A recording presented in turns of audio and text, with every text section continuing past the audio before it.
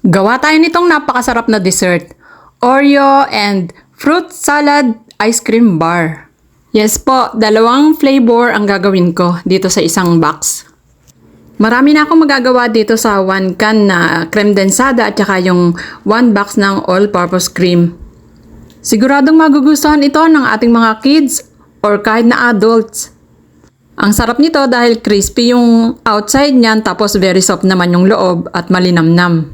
Maraming flavor ang pupwede mong gawin dito. Pupwede yung chocolate, mango, strawberry, or kahit na anong mga fruits na pupwede nyong ilagay. Pupwede rin yung kinayod na buko o kaya ay pinipig. Okay, welcome po sa aking kusina, Ate Nor's Kitchen or Ate Nor's Vlogs. Gagamit lang ako ng 410 ml na creme densada. Nilagay ko na ito sa ref, so kailangan malamig na malamig ito. Ayan, yung ganyan na buo-buo. So ilalagay lang natin sa isang bowl. Kasama ng 250 ml na all-purpose cream. Bali, pinalamig ko rin ito sa ref. Ayan, medyo buo din yung kanyang texture. Pwede naman kalahati lang yan yung gamitin nyo. Ilalagay ko tong lahat kasi nga sobrang tamis ng creme densada tapos ang tamis din ng graham. Ayoko nung masyadong matamis na para na akong kumakain ng asukal. Okay, ibibit ko lang to hanggang sa mag-double yung volume niyan. Mag-add din ako ng 1/4 teaspoon salt at saka 1 teaspoon na vanilla. Ibibit ko lang uli. Yan, importante po na malamig yung ating cream at saka yung creme densada para ganito karami yung kalalabasan niyan. Ayan, okay na yung texture nito. At dahil nga sa dalawang flavor yung gagawin ko ay hahatiin ko to sa dalawa. Naisip ko kasi meron ako ditong lata ng fruit cocktail. So gagamitin ko yung kalahati nito. Bali ito yung aking fruit salad flavor. Halo-haluin lang natin para ma-distribute yung aking fruit cocktail. At meron din akong tira-tira ditong Oreo na hindi ko masyadong makain-kain dahil nga sobrang tamis. So, 4 na piraso yun. Durugin lang natin at ihalo dito sa aking cream. Haluin uli natin mabuti. Pwede nyo dagdagan yan. Dahil nga sa ilang piraso lang yung natira sa akin ay yun lang yung aking gagamitin. Ilalatag ko lang itong aking graham crackers sa isang box. Ito lang kasi yung available ko na medyo malapad. So, ito na lang yung gagamitin ko. Pero marami ding laman ito pagka natapos. Ilalagay ko dito sa isang side yung aking Oreo flavor. Bali, pagsasamahin ko na dito sa aking box yung dalawang flavor.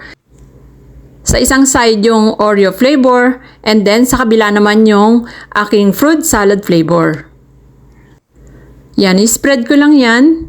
Then, ilalagay ko na itong aking fruit salad flavor. Then, i-spread ko rin to.